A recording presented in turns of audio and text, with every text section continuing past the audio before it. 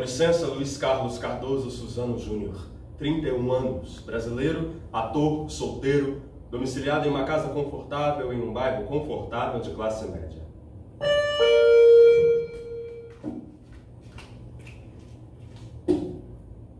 Por favor, fulano de tal, 31 anos, brasileiro, ator, solteiro, domiciliado em uma casa confortável em um bairro confortável de classe média.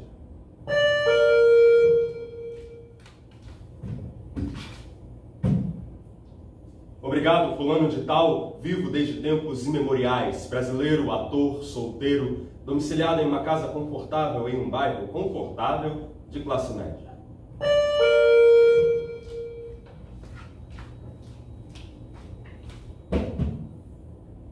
Com licença, fulano de tal, vivo desde tempos imemoriais, desterrado, ator, solteiro, domiciliado em uma casa confortável em um bairro confortável de classe média.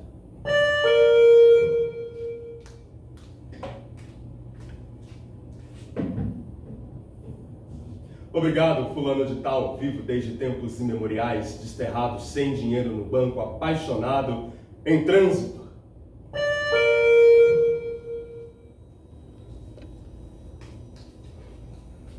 Uma cidade do interior que cresceu, mas continua com ar interiorano, continua crescendo e continua com ar interiorano. Praça com ar de praça, supermercado com ar de venda, edifício com ar de casa, rio sujo com cerquinha de rio limpo, construção moderna e cafona, aspirando a ser construção moderna e arrojada com ar de casa antiga, asfalto aspirando a ser avenida com ar de paralelepípedo e gente aspirando a ser cosmopolita com ar de vizinho que vigia a vida da gente. Praça, rua principal, gente se cumprimentando, gente que não se fala, gente que passa, gente que fica. Feira, praça, igreja matriz, cemitério, casa rica, casa pobre, casa de gente viva, casa de gente morta. Praça. Passarinho, passarinho, onde é que foi você? Passarinho, passarinho, quando é que vou te ver? Júlia era uma mulher só. Apaixonou-se por um homem que chegou à cidade. Ficou por lá alguns meses trabalhando na implementação da TV local. E depois foi embora, para nunca mais voltar. Passarinho, passarinho, quando é que você volta? Passarinho, passarinho, sua lembrança não me solta. Desde que ele se foi, ela passou a ir à praça todos os dias, sozinha, no mesmo local onde eles se encontravam, na mesma hora em que os encontros se davam. Júlia levava panos, agulhas e linhas. Passarinho, passarinho, você não me deixa em paz. Passarinho, passarinho, você volta e nunca mais. Júlia ainda hoje volta à praça todos os dias. Todos os dias, sob chuva ou sol, Júlia volta à praça da cidade. Ora, mas você também não voltaria? Se ele disse que voltava e eu disse que estaria aqui esperando por ele, é claro que eu volto. A palavra da gente é coisa séria, você não acha? Se ele disse que voltava e eu disse que estaria aqui esperando por ele, é claro que eu volto. Você já pensou? Já pensou se eu desisto? Se eu não volto mais, aí ele vem e não me acha? Não. Eu volto pra cá sim. Ele disse que vinha, ele vem. Eu disse que vinha. Eu venho.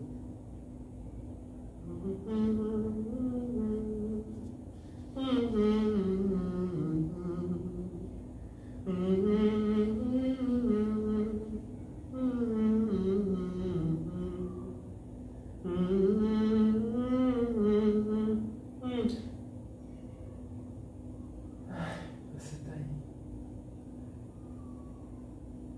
Que bom que você veio. Que bom. Eu não me assusto mais quando você vem. Das primeiras vezes eu me assustava. Da primeira vez meu coração deu um pulo. Ficou igual um passarinho alvoroçado, preso. querendo ir embora. Achei que ele fosse sair pela boca. Já se quietou de novo esse passarinho fujão que mora dentro de mim. É que das primeiras vezes que você veio, eu já te contei essa história. Você veio igualzinho a ele, era igualzinho. Você chegou e ficou aí em pé, embaixo dessa árvore, com a mala sobre o banco, olhando como quem procura sei lá o quê. Isso foi há tantos anos. A gente vinha de lá, do outro lado da praça. Eu com mais duas amigas. Eu, Inês e Dolores. A gente ia andando em direção à árvore e ele estava lá em pé, com a mala sobre o banco. Eu vinha vindo, e quando eu olhei para ele, ele olhou para mim. E eu olhei para o chão. A Inês ia falando sem parar que queria ir embora estudar fora. Queria ir morar numa cidade muito maior, que vinha da gente aqui era uma coisa muito sem graça. Essas coisas todas que ela falava sempre, mas eu já nem prestava mais atenção. Eu tinha ficado um pouco perturbada com o jeito com que ele tinha me olhado. A gente ia andando em direção à árvore e toda vez que eu olhava para ele, ele ainda olhava para mim. E eu olhava para o chão novamente. A Inês falava de como deveria ter sido maravilhoso participar daquela campanha da Direta Já. Você não deveria ter nascido naquela época. Ela falava de como aquilo tudo era maravilhoso e de que a vidinha da gente aqui era só baile na ABB, e olhe lá. Ela falava isso e perguntava, você não acha? Mas perguntava por perguntar, porque não dava nem tempo de eu ou Dolores respondermos, e ela voltava a falar tudo aquilo novamente. Eu só sabia que eu ia chegando perto daquele ipê amarelo dele, de pé sobre o ipê amarelo. E que ele de pé sobre o ipê amarelo ao lado da mala, sobre o banco, me olhava. E via que vinha chegando cada vez mais perto, tentando evitar olhar para ele, e eu só sabia que eu ia chegando perto dele, sentindo uma vontade enorme de fugir, de voltar para casa, de ir embora daquela praça que nunca tinha me parecido tão pequena. Mas como é que eu fugia sem dar uma explicação para Inês ou para Dolores? Que explicação eu tinha? Eu só tinha vontade de fugir. Me esfriava a barriga, me esquentava o rosto. Uma vontade enorme de chegar perto daquele pé amarelo que não chegava nunca. Porque aquela praça nunca tinha me parecido tão grande. Quando por fim as três chegaram onde o homem estava, ao lado da mala, sob o banco e sob o ipê amarelo. Essa história eu sei de cor. Júlia me contou muitas vezes enquanto eu estive na cidade. O rapaz perguntou onde ficava o Hotel Regina. Elas se entreolharam e riram, menos Júlia, que não sabia ao certo onde colocar os olhos naquele momento. Riram porque o hotel ficava bem de frente para ele, do outro lado da praça. Quando a Dolores deu a resposta, ele riu. E falou que era mesmo muito distraído para não ter prestado atenção no hotel na frente dele. Ele falou isso e olhou para mim. E eu olhei para o chão. E aí ele agradeceu, pegou a mala para ir se hospedar no hotel, no outro lado da praça, enquanto eu e as outras duas seguimos. A Dolores falou que era claro que ele tinha prestado atenção no hotel, estava só querendo um pretexto para falar com a gente. A Inês disse que ele tinha cara de sonso mesmo. Depois eu descobri que não, que ele era mesmo muito distraído e não tinha prestado atenção no hotel na frente dele. Mas podia ter perguntado para qualquer um que estivesse passando. Mas preferiu esperar que nós três chegássemos perto para poder falar com a gente e me olhar de perto um pouquinho. E eu achei lindo que fosse assim. Que ele estivesse mesmo precisando da informação e não que estivesse só fingindo que precisasse. E que precisando preferiu esperar que nós três atravessássemos a praça, tão grande, tão pequena, para poder conseguir o que ele queria.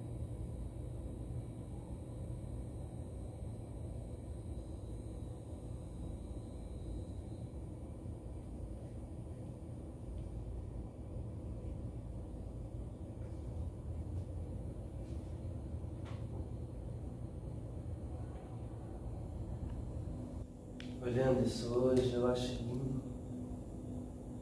Lindo. Há uma beleza na espera. Em esperar. Em deixar o tempo costurar as coisas que ainda vão ser. Você não acha que tem? Eu acho que tem, sim.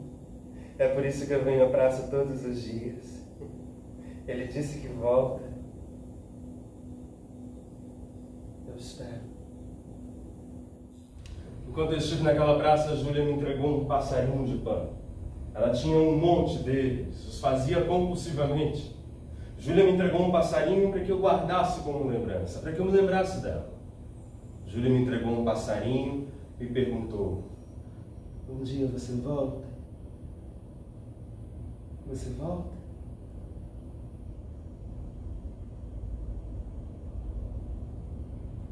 Eu não sei se eu volto, Júlia. Não sei. Talvez eu volte um dia, Júlia. Talvez, se for possível.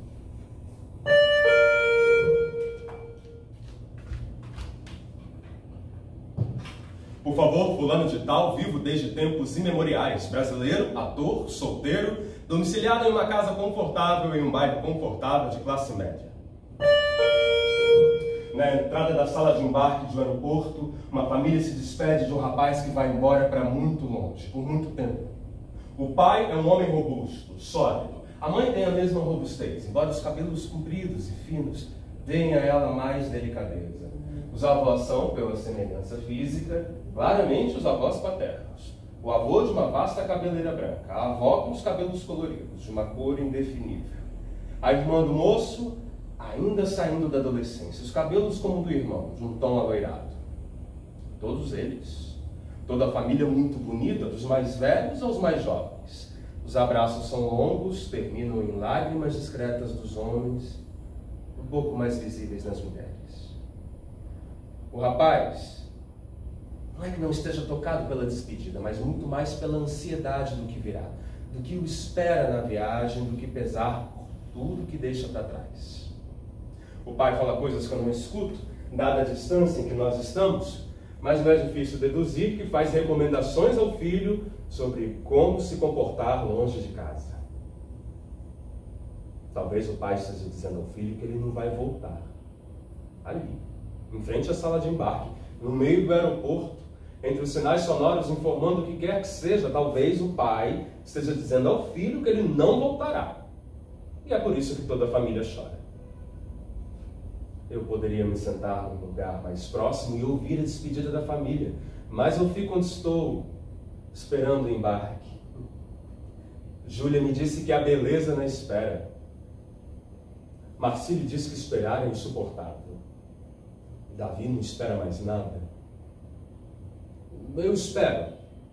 E invento o que aquele pai diz ao filho que parte. Agora que você está indo embora, eu preciso te contar uma história. Sim, eu sei que seu voo parte logo, mas ainda falta um tempo pequeno, então escuta. Eu nunca saí de casa por muito tempo, você sabe. Viajava a trabalho quando o meu trabalho exigia, mas eu ia, ficava pouco tempo e voltava. Não é como você agora que vai sem tempo para voltar.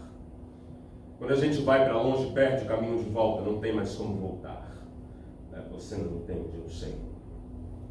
Mas eu vou te explicar. Houve uma vez um rapaz daqui que foi como você estudar fora. Ele foi para longe, lá conheceu um mundo novo do qual ele gostou muito. Foi vivendo, foi fazendo a vida. Estudou o que tinha de estudar, conheceu uma gente diferente, namorou, começou a trabalhar, casou, teve filhos. Ele se lembrava da vida de antes. Ele achava que se lembrava, mas era mentira. A memória pode criar histórias. E no fim, aquilo que a gente acha que se lembra é, na verdade, uma coisa que a gente inventou. E aquilo que a gente deveria se lembrar, a gente não sabe mais nada. O rapaz passou anos fora. Se lembrava dos pais, da família, do bairro onde tinha crescido, da namorada que tinha deixado na cidade, dos amigos, de tudo. Ele julgava se lembrar de tudo. Era capaz de reconhecer cada rosto, sentir cada cheiro, e conhecia ainda os caminhos, as ruas, os itinerários dos ônibus. Então foram anos e anos sem voltar. Quando anos depois ele voltou, daí da hora do rapaz embarcar, e o pai interrompe o que diz ao menino, e a avó entrega ao rapaz, antes que ele vire as costas e se vá, um livro. Eu interrompo a construção do que o pai diz, consumido ainda que por alguns instantes, pela curiosidade de saber o título do livro que o rapaz que se vai ganha. E eu penso em que tipo de livro se dá a quem vai embora. O que pode querer alguém que dá a alguém que se despede, sai para o mundo, um livro. E enquanto eu penso nisso, vão-se o rapaz e o livro para um lado, e vai-se para outra família, pesarosa. Menos de uma hora depois, enquanto eu espero o embarque na mesma sala em que eu vi o rapaz desaparecer, há um livro esquecido na cadeira ao lado. Eu tomo o livro nas mãos, eu olho em volta procurando um possível dono, eu penso em procurar um funcionário com quem eu possa deixar o objeto esquecido. Mas aí eu lembro que talvez aquele possa ser o livro dado pela avó ao menino, que escolheu trocar os cuidados pelas promessas da partida.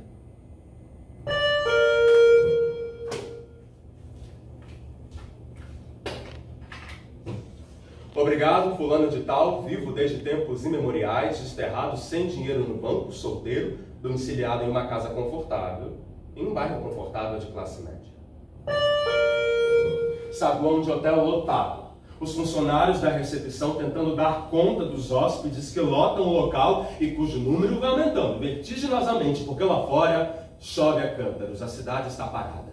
Não há táxi que chegue ao hotel. Os hóspedes estão alvoroçados porque perderão seus voos e seus compromissos. E ninguém vai querer saber se lá fora chovia cântaros. É por isso que as pessoas que estavam ali, indo para outros lugares, desejavam chegar aos seus destinos. Todos preocupados, todos muito ansiosos, esperando que os táxis voassem até o hotel, do hotel até o aeroporto, onde poderiam voar a seus destinos finais, exceto os funcionários da recepção. Todos muito solícitos, sorrindo a despeito da situação, informando que estavam fazendo o possível para conseguir táxis. Foi assim que Marcílio e eu entramos em um mesmo táxi, sem que nunca tivéssemos nos visto antes. Você me desculpe, mas a funcionária do hotel disse que você é o próximo da fila dos táxis. Eu tenho muita urgência de chegar em casa, é caso de saúde, talvez de vida ou morte mesmo. Então, será que era possível dividirmos o mesmo táxi? E aí não sei se foi porque eu entrei no táxi um tempo depois, ou se foi porque eu vi tomar um comprimido. Mas o fato é que ele foi ficando um pouco mais calmo. Você, pelo sotaque, não é daqui. Eu nasci aqui, mas havia anos que eu não voltava. Fui embora ainda novo, na época de entrar na faculdade, a minha mãe era funcionária pública e foi transferida. Na verdade, ela acabava essa transferência havia anos. Éramos só eu e ela. Eu cheguei a conhecer meu pai, mas via-o pouco, uma vez ou outra no ano.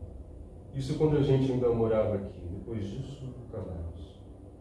Cheguei a receber notícias dele, quando ele ainda era vivo. Eu vim para um congresso. Aproveitei para olhar a cidade e emendei o fim de semana. Você veio a passeio? É uma cidade bonita. E nada se parece com a cidade da minha infância, da minha adolescência. Isso é engraçado, é curioso, porque desde que eu fui embora, eu achava que eu me lembrava de tudo. As pessoas, os rostos, os cheiros, os caminhos, os itinerários dos ônibus. Tá certo, a cidade cresceu. Mas não é essa a questão não, é outra. Tudo que eu me lembrava, você veja bem que eu só achava que me lembrava. Eu fui andando pela cidade e as ruas estão todas aí. Até essas se parecem, que guardam alguma semelhança pálida com o que eu achava que me lembrava. Depois eu fui até o bairro onde eu cresci, fui até a minha rua. Final de semana, na esquina, ainda tem o mesmo boteco. Esses anos todos o boteco ainda está lá. Eles ainda servem a mesma carne de sol com queijo coalho. As mesas são outras, mas continuam lá, do mesmo jeito. as pessoas iguais. Tá certo, é tudo igual, mas não é o mesmo. O apartamento em que eu morei com a minha mãe em frente ao bar continua lá. Aí eu me sentei, pedi uma cerveja, ficava olhando para aquela janela tentando imaginar quem estaria morando lá hoje. As paredes do apartamento continuavam da mesma cor. Quem ainda dos meus antigos vizinhos continuava por lá? Quem veio servir minha cerveja num rapazinho tímido, mas muito eficiente, não deixava o copo vazio. O rapaz que falava à mesa ao lado, falava com quem estivesse com ele, e ao mesmo tempo com todo mundo. Tá certo que é loucura tirar o Rio do lugar, mas nunca me deixa a minha pena. Mas também deixar o povo todo lá, morrendo de miséria, sertão adentro não dá, eu duvido. Duvido que desça pra segunda divisão, periga, mas não desce. Daí que ela chegou pra ser atendida na entrada do hospital, pariu porque ninguém atendia. Aí depois que pariu, apareceu médico e enfermeiro pra atender. Quer dizer, esse povo eu não sei não, deve ser tudo sem mãe pra não poder socorrer na hora. Porque me diz aí, o que é que antes podia atender e de repente aparece um monte, rapaz? Você me diz aí, médico presta? E daí eu disse, eu sou médico. Ficou um silêncio, um certo constrangimento, ele quis dizer alguma coisa, talvez pedir desculpas. Mas aí apareceu o seu Miguel, que era dono do bar e por algum motivo veio servir minha cerveja no lugar do rapazinho tímido. Seu Miguel, na época que eu fui embora, ele tinha mais que a minha idade hoje. Seu Miguel é um velho firme, mas um velho. Veio, serviu minha cerveja, me olhou, aí foi saindo, voltou, me olhou de novo. Ô rapaz, você não é o Marcelinho, filho da dona Joana, que morava aí? Tu tá louco, seu Miguel? É o Marcelinho? O Marcelinho? Daí eu disse que era o mesmo. Marcelinho. O moleque que jogava bola no campinho, atrás daquele prédio, nos fins de semana. O rapaz que falava que médico não prestava era o Manuel. O maneco bom de bola. Ô Catarina! Ô Ana, de céu, vem aqui! É o Marcelinho que tá dando tá sacanagem, seu Miguel. É ele mesmo, rapaz! Aqui! Vem cá, foi aqui, é ele mesmo! Era tudo igual e era uma festa. Aquelas pessoas me recebiam como se eu fosse um deles. Como se eu ainda fosse um deles e estivesse em casa. O maneco falava das coisas que não tinham mudado e das que tinham mudado também. A dona Joana? A gente nunca sabe mesmo, né? Minha mãe também não anda bem das pernas não, mas tá aí ainda, tá aí. Quer dizer então que o senhor se tornou médico, hein? Coisa boa. Olha, leva a sério essa história de que médico não presta não, tava só falando da boca pra fora, viu? Um dos meus meninos mesmo tá querendo estudar medicina, eu dou uma ó, boa. A minha vida não mudou muito não, Marcelinho. Eu fui cuidando dos negócios do meu pai, aí as lojas foram crescendo, hoje já tem um monte, não dá pra reclamar não. Melhor sempre pode ficar, né não? A vida aqui, Marcelinho, isso aí que você tá vendo, ó. Mais ou menos a mesma coisa de sempre. Eu casei com a Catarina, pra lembrar dela? Pois é, tivemos 3 moleques. Tudo estudando já. O mais novo tem jeito para os negócios. O mais velho que quer ser médico, igual você. O do meio ainda não se decidiu, mas eu não fico pressionando não. Vamos deixar os moleques viver a vida? Enquanto ainda são moleques, né? Não, a gente mesmo, pô, a gente aproveitou bem nossa infância, não foi não? As peladas no campinho atrás do seu prédio, no fim de semana. Tá certo que eu não jogava assim tão bem quanto todo mundo, mas eu fui o primeiro que cresci antes da galera. Me colocavam de back, que era só pra não deixar ninguém chegar na área. Você mesmo falava assim, ó, mané, deixa a bola pra lá, esquece a bola. É só não deixar ninguém chegar na área, tá entendendo? Maneco ruim de bola. Aí teve aquela vez que eu segurei o Tuninho, ele acabou caindo, quebrou o braço, tá lembrando? Aí depois, rapaz, compraram um terreno, aí construíram uma casa, a casa virou escritório de advogado. Você viu isso? Você chegou a ver, rapaz, quando foram começar a obra, você já tinha ido embora nessa época, não? Quando foram começar a obra e derrubaram um pé de umbu que tinha lá no canto do terreno, rapaz, aquilo foi de uma tristeza, era até engraçado ver aqueles peões assim, tentando derrubar a árvore, e aquela molecada tentando segurar a tristeza. Aquilo parecia que ia mudar a vida da gente, sabe? Lembra quando a gente fumava escondido? A gente ia lá no boteco, comprava 2 cigarros a varejo, aí chamava todo mundo para ir lá atrás do canto do buzeiro, todo mundo fumava aquilo, todo mundo se engasgava com aquilo, rapaz. Depois que meu pai descobriu que eu tava fumando, levei uma surra, Mas uma surra que não adiantou de nada, que eu tô fumando até hoje. Solange, tá lembrada de Solange? Ela e Catarina sempre muito amigas. Tuni vivia se roendo de ciúme de vocês dois. Achava mania de ir no cinema. Todo fim de semana, a gente, estudante, sem um puto do tostão no bolso, tinha que juntar dinheiro sei lá de onde pra ir no cinema com elas. Depois você foi embora, Solange ficou desconsolada. Parecia que tinha ficado viúva. Aí o tempo foi baixando a guarda, né? Foi se acalmando, Toninho foi se aproximando. Hoje os dois estão casados, rapaz, estão casados. Não moro mais aqui na rua não, mas estou aqui pertinho. Solange foi contratada pela prefeitura, Toninho foi motorista, seguiu o motorista. E seu Miguel continua aí, ó, firme e forte. A mesma coisa de sempre. Eu ouvindo as coisas que o maneco ruim de bola me contava. As coisas que não tinham mudado muito, que não tinham mudado nada. Tudo parecia com a lembrança de um filme, do qual eu já nem me lembrava direito. As lembranças iam aparecendo pálidas na memória, esfumaçadas, ruídas na medida em que ele me contava. Era como se eu não tivesse vivido nada daquilo.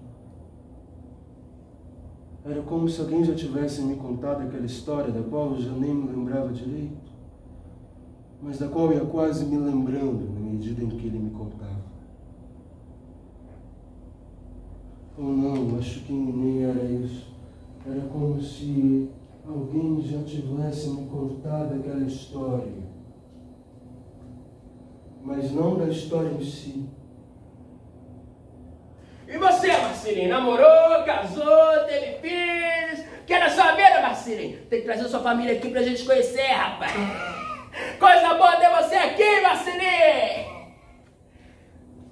Eu tive vontade de dizer pra ele tudo que tinha acontecido comigo desde que eu tinha ido embora.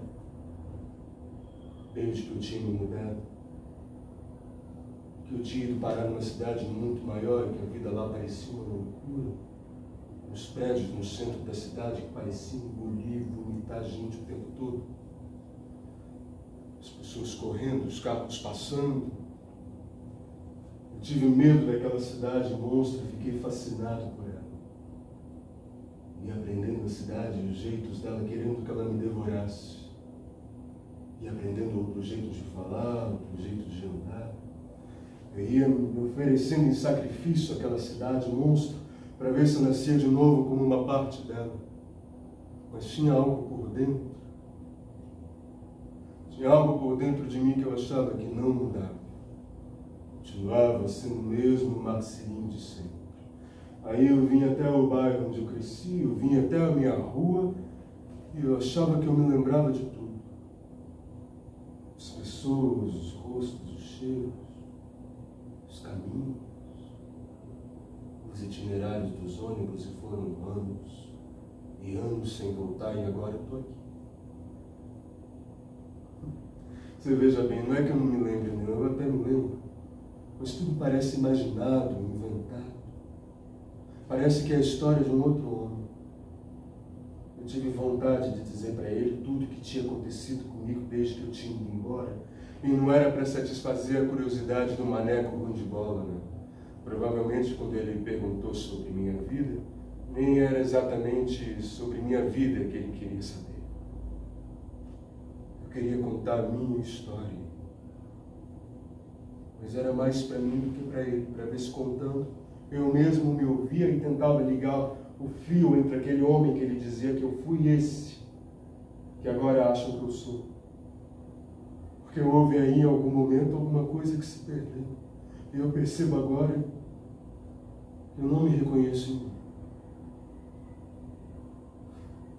Quando eu entrei nesse táxi, eu falei que era um caso de saúde, de vida ou morte.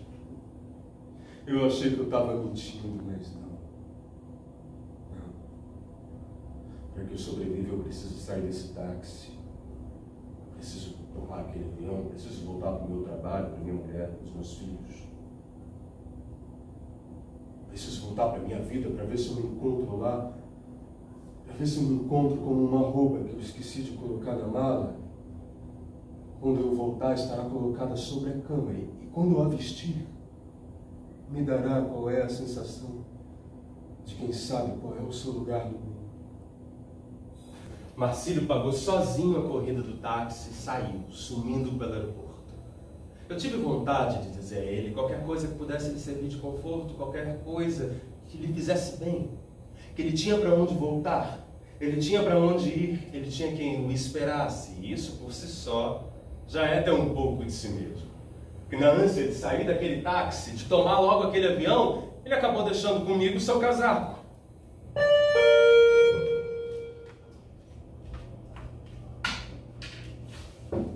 Obrigado, fulano de tal, vivo desde tempos imemoriais, desterrado, sem dinheiro no banco, apaixonado, domiciliado em uma casa confortável, em um bairro confortável de classe média. Um cruzamento movimentado em um bairro residencial próximo à praia. Olhando na direção dela, entre os contornos dos edifícios muito altos em que as pessoas se apinham, é quase possível adivinhar o horizonte. Edifícios asfalto, uma moça passa com short curto e um tênis caro, puxando um cachorrinho, lanchonete papelaria, um senhor de boina passa resmungando algo de si, a si mesmo em evidente mau humor. Academia imobiliária, um grupo de adolescentes passa rindo muito alto de algo que só eles sabem e que só eles acham graça. Farmácia, padaria, um rapaz passa falando agressivamente ao celular com alguém que ele chama de irmão. Loja de bijuterias, floricultura, posto de gasolina, loja de conveniência. Um homem passa devorando com desatenção o sonho do qual escorre açúcar. Os carros buzinam um segundo após o semáforo ficar verde. Delicatessen copiadora. Uma babá leva uma criança pela mão, sem dar ouvidos ao que ela tagarela sem parar. Cruzamento. Sinal fechado.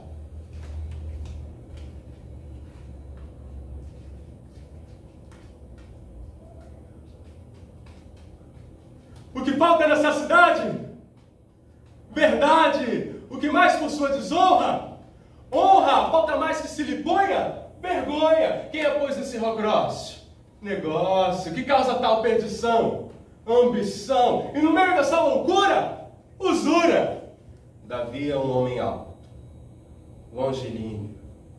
Usa uma camisa social branca, quase justa, da qual tirou as mangas, uma bermuda larga de veludo, azul marinho, e uma cartola torta de tecido preto. Davi tem os olhos fortes, em torno dos quais fez um forte contorno com lápis preto.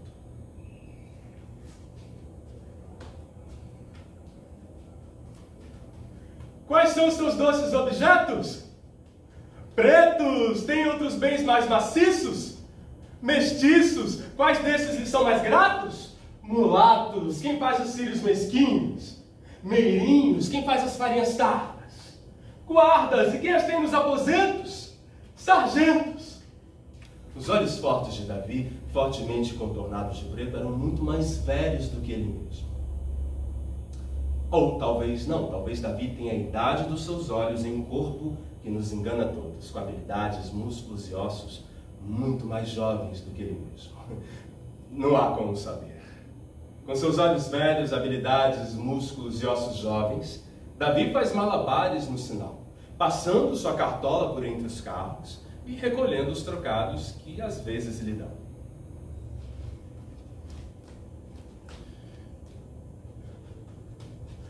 O que vai pela cleresia? Simonia, e pelos membros da igreja? Inveja, cuidei que mais se lhe punha? Unha, que justiça resguarda? Bastarda, grátis distribuída? Vendida, que tem? Que a todos assusta? Injusta. Davi, enquanto faz malabares no sinal para as pessoas que de seus automóveis veem, recita trechos de poemas que ninguém escuta. E embora ninguém escute, Davi insiste em dizer: mas é claro que eu digo, meu irmão, é para isso que eu fui feito e é para isso que foi feita a voz. Para dizer, é assim que eu vou me fazendo a cada dia e a cada perrengue, a cada vez que eu bato e a cada vez que eu fico, a cada alegria e a cada momento. A palavra da gente é coisa séria, você não acha não? Hein? Eu me fiz e vou me fazendo é para dizer as coisas, agora se vão me ouvir ou não, aí, cara, já é um outro lance, né? O que eu posso fazer é falar. Os olhos fortes de Davi, fortemente contornados de preto, eram desolados. Quando por ter eu esbarrado nele, as bolinhas saíram rolando pelo chão. E uma delas estourou sobre o pneu de um carro que passava pela transversal. Davi perdeu ali, momentaneamente, a voz, a graça, o número, o instrumento de trabalho, e eu senti culpa. Mas seus olhos voltaram a se iluminar dias depois, quando eu voltei trazendo bolinhas novas que eu havia comprado num site que vende material de circo. Foi nessa ocasião que Davi e eu nos sentamos para tomar um café, e ele me contou que havia nascido para derrotar Golias.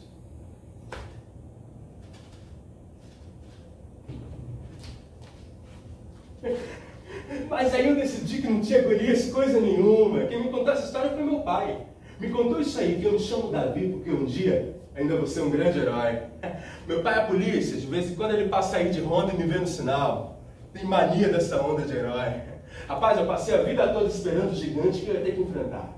Passei a vida esperando e às vezes eu já me achava o herói que um dia eu viria a ser. Mas na maioria das vezes eu tinha um medo. Um medo muito forte de qual gigante eu teria que enfrentar. Todo mundo sair correndo, gritando, e aí eu ia ter que ir lá. Você já leu a história? Cara, tá lá, o Golias era um filisteu de uns 2,90 metros. Usava um capacete de bronze, uma couraça de escama de bronze de uns 60 quilos. E só a ponta de ferro da espada do sujeito pesava uns 7 quilos e pouco. Você pensa só, o cara chegava gritando e os soldados de Israel saíam correndo apavorados. Você imagina isso? Pois hoje podiam mandar umas 2 dúzias de uns caras assim lá para a Palestina, que não ia adiantar nada. Os soldados de Israel iam detonar tudo. Porque eles detonam tudo mesmo. Daí eu ficava esperando a hora desse gigante aparecer. Todo mundo sair correndo, gritando, e eu ter que ir lá enfrentar a besta fera. Não sei não. Cara, eu acho que meu pai queria que eu fosse herói quando ele entrou para a corporação, sabe? Depois eu fiquei pensando assim que ele queria que eu fosse herói no lugar dele. No fim das contas, eu acho que ele queria para mim o que fosse melhor para ele. Eu até entendo. Eu entendo mesmo, mas só que... Cara, pensa você ficar a vida toda esperando um gigante que nunca virá. Ele nunca virá, mas a sombra dele está ali se projetando na sua frente. É como se você andasse sozinho à noite e ele estivesse ali caminhando atrás de você. E a cada poste que você passasse, você visse a sombra dele se projetando na sua frente enquanto você anda. E você lá, esperando, sempre esperando, sabe? Pois era isso. A vida em compasso de espera. Como se a vida toda só fosse começar de verdade depois que a coisa toda acontecesse. Mas na verdade a vida está acontecendo. A vida está passando e você fica aí esperando. Eu hoje não espero mais nada. E era duro ver um rapaz como ele, mais jovem do que eu, apesar de seus olhos serem mais velhos que nós dois juntos, dizer que não espera mais nada. Porque não esperar é também não ter esperança, Davi. Não tem esperança, mas não tem nada de errado com isso no fim das contas. Não tem esperança, não tem medo, cara. É a vida acontecendo agora, muito, muito forte. Mas podendo parar a qualquer momento, viu? De tiro, de fome, de um passo errado no semáforo, de uma porção de sangue que resolveu correr muito errado para o lado errado, ou que deixou de correr para onde quer que seja. Mas enquanto não para, segue rápida no tempo, forte. Forte, cara, é isso que tem. Isso que é bonito pra caralho, você vê? Ele falava, o seu corpo era todo movimento. Só os olhos pareciam estar sempre nos meus. Ele me perguntava se eu via com aqueles olhos fortes e contornados de preto, cravados nos meus olhos nus. Eles brilhavam de uma tal forma que mesmo que não houvesse beleza no que ele dizia, era impossível não ver beleza nele dizendo. E aí eu decidi que não tinha Golias coisa nenhuma e achei que a vida ficou mais leve. Não tinha mais espera, não tinha mais medo, não tinha mais aquela mania de grandeza de herói. Tinha a vida correndo em mim, a vida correndo no mundo. Eu fui correndo para a vida sem esperar que ela só acontecesse depois do grande feito da minha existência. Eu fui para ela com uma sede, com uma gana. Eu precisava falar para todo mundo, eu precisava falar, vai cara, corre, porque a vida é agora. Não será outra hora, não será outro dia, não será depois. Corre, porque a vida é agora. E ele falava tudo numa empolgação que eu sei, fazia os meus olhos brilharem, com o forte brilho dos olhos fortes dele. fortemente contornado de preto. Mas aí eu vi que mandar as pessoas à vida era dar a elas o nome de Davi, que eu mesmo tinha recusado. Ou qualquer outro nome que desse a elas uma função qualquer em seus trajetos pela terra. A incumbência de serem algo que talvez elas nem desejassem da vida, do mundo ou de si. E mais que isso, era criar esperança e expectativa de que elas fossem como eu. Aí então me calei. Aqui Davi fez um curto silêncio.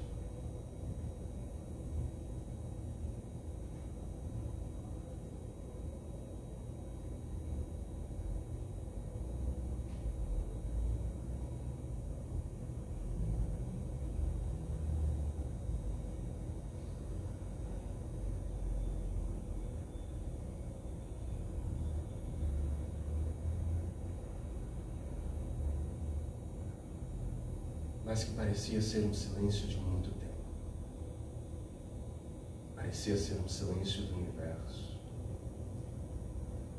Parecia ser um silêncio de antes da criação do mundo, emanando daqueles buracos negros, contornados de preto, que pousavam nos meus olhos, fascinados e atordoados pela força com que me puxava para ele e me empurrava para o mundo.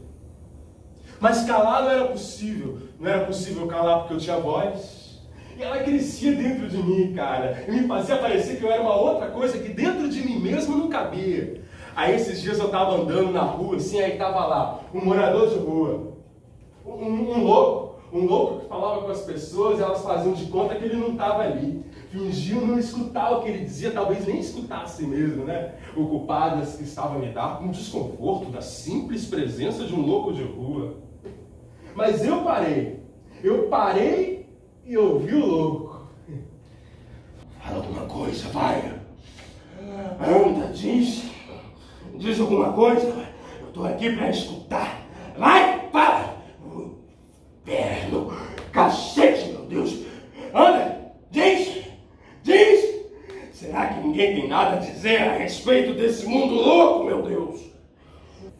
E foi isso que o louco de rua que eu parei para ouvir tinha para dizer. Você acredita? Então eu percebi duas coisas. Se ele queria que as pessoas dissessem, é porque tem gente no mundo que quer ouvir a gente dizer alguma coisa. E a outra coisa que eu percebi foi que ele tinha voz, cara. Ele precisava jogar aquela voz ao mundo. Porque se ele não fizesse isso, aquela voz ia crescer dentro dele e fazer dele uma outra coisa que nele mesmo não caberia. Aí sim viria a loucura, viria a doença. Eu percebi que nós, eu e aquele homem, éramos irmãos e padecíamos e gozávamos da mesma loucura. É que era aquilo que eu precisava para estar no mundo. Apenas estar no mundo, jogar no mundo a minha voz sem me preocupar se as pessoas iam ouvir ou não. Porque às vezes haverá gente para nos ouvir. E às vezes não. E aí o que eu posso fazer é falar. Davi me olhou por mais alguns segundos, talvez esperando que eu dissesse alguma coisa, mas a essa altura eu já não tinha mais nada para dizer. Eu só tinha aquelas palavras ecoando na minha cabeça e aqueles olhos se gravando a fogo nos meus. Ele sorriu, me agradeceu pelas bolinhas e me deu um abraço. E voltou para o sinal, onde voltaria a fazer seus malabares, jogar poemas e bolinhas pro alto. Mas antes de ir de vez, ele voltou-se para mim, já de uma certa distância, gritando no meio do caminho, andando de costas. Pois penso se a minha voz, aparentemente tão pouca coisa, não encarna a substância de milhares de vozes, a fome de dizerem-se de milhares de vidas, a paciência de milhões de almas submissas como a minha ao destino cotidiano, ao sonho inútil, à esperança sem vestígios. Enquanto eu estive naquela cidade, passava com frequência no cruzamento em que Davi trabalhava. Muitas vezes passava porque era mesmo o local pelo qual eu precisava passar, mas às vezes passava por lá apenas para vê-lo jogar poemas e bolinhas pro alto.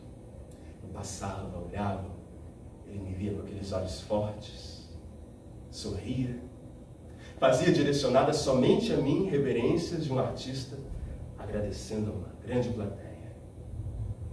Um dia de ir embora, No dia de deixar aquela cidade, eu voltei novamente por lá e havia irrompido nas ruas uma manifestação. Eram centenas de pessoas nas ruas. Não, eram milhares de pessoas. Eram centenas de milhares de pessoas. Era um mar de gente que protestava e talvez muitas delas nem soubessem contra o que protestavam. Mas não importava. Eu acho que era um mar de gente que sentia a voz ecoando dentro de si.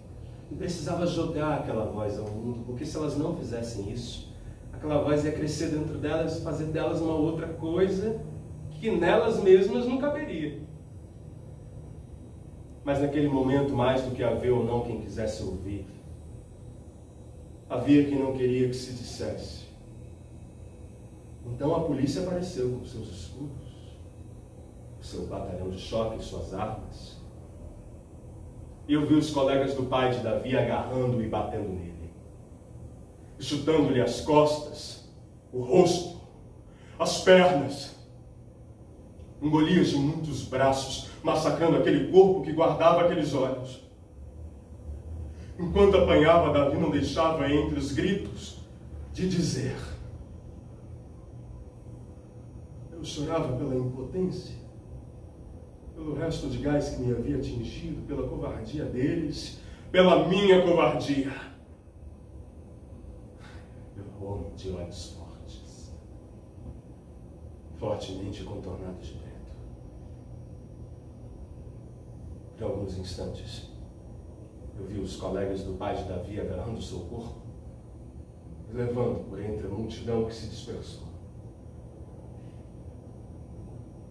No fim, eu vi naquele cenário abandonado de guerra caída no chão uma das bolinhas que eu havia comprado para Davi. Eu a recolhi e a trouxe comigo como uma maneira de me lembrar que... Obrigado, fulano de tal, vivo desde tempos imemoriais, desterrado, sem dinheiro no banco, apaixonado, em trânsito. No livro que foi dado pela avó ao menino, cujo pai fez um discurso inventado por mim, há uma história de 3 mulheres que velam o corpo e conversam entre si. Uma delas diz: não desejais, minha irmã, que nos entretenhamos contando que fomos? É belo e é sempre falso. Ao que a outra responde: não falemos disso. De resto, fomos nós outra coisa. E aí retoma a primeira: não sei, talvez, mas ainda assim é sempre belo falar do passado.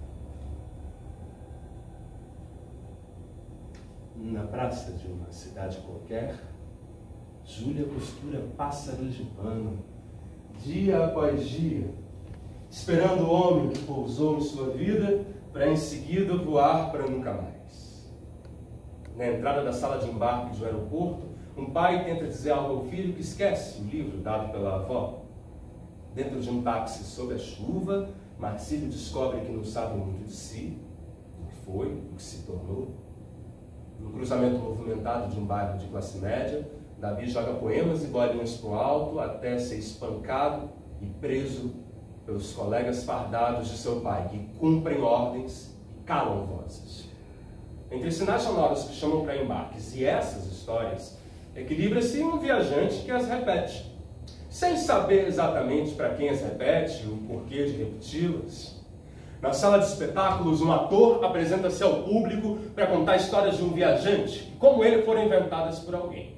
E uma dessas histórias está no livro, que fala de 3 mulheres que velam o corpo e conversam entre si. Uma delas conta a história de um marinheiro, que após ter naufragado vai parar em uma ilha deserta. E ao se deparar com uma saudade insuportável de sua terra natal, começa a inventar outra, começa a inventar um país que nunca houvera e que vai se constituindo, pedra a pedra, morador a morador, traço a traço, dia a dia, caso a caso. E o tal marinheiro dá ao país, antes imaginário, uma realidade tal, que quando ele tenta se lembrar do lugar do qual viera e do qual sentia saudade, já não consegue mais. A mulher que vela o corpo e conta essa história especula que então apenas o marinheiro seja real. Não elas no quarto circular de um castelo antigo, como se apenas o marinheiro tivesse sonhado com elas, e não elas imaginado o marinheiro. Assim como o viajante, que pensa quando se vê só que foi ele mesmo quem construiu essas histórias. Foi ele quem as inventou. Mas não deixa de considerar que talvez tenha sido ele mesmo construído e reinventado pelas histórias que conta. Júlia costura pássaros de pano e espera. Um pai tenta dizer algo ao filho que esquece o livro dado pela avó. Marcílio apressa-se para retornar ao porto seguro, onde irá se abrigar do confronto com a memória. Davi joga a voz ao alto e é massacrado pelos colegas fardados de seu pai. O viajante coleciona seus objetos e conta suas histórias. O ator vai levando o espetáculo ao fim. Os espectadores olham para ele. O ator diz: com licença, por favor.